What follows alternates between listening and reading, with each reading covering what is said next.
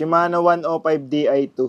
Upgrade from 105 R7000. Worth it ba? Performance base kasi nakapag-service na ako niyan. Ang crispy, ang astig niya kasi meron siyang auto trim. Pwede mo talaga siyang customize sa pangangailangan mo. Pero ikaw ba yung uri ng tao na okay lang mag-charge ng gadget, yung ganon, yung hindi hassle sa yung mag-charge, meron kang iisipin na electronics, ganon. Kasi kung usapang reliability, reliable. Kaso, okay ba sa yung ganon na klase ng lifestyle, ng pag-aalaga sa pesa? If yes, go for it. Isa pa pala. Medyo malalim ang pindot ng 105 R7020 kumpara sa 105 na Di2. So, isa pa yun. Kung gusto mo ng mas crispy na preno, 105 na Di2. Sobrang sarap. Tsaka, pag maliit ang kamay mo, mas okay si 105 na Di2 kasi mas maliit yung master cylinder, yung hoods. Yung R7020 kasi malaki. Kasi may experience na ako sa parehas. Ayun. Para mas mahaba yung R7020 ng 15 to 20 mm. Ganon. Tingnan mo din kung anong pangangailangan mo. Astig kung sa astig yung Di2. Kung may pambili ka pati.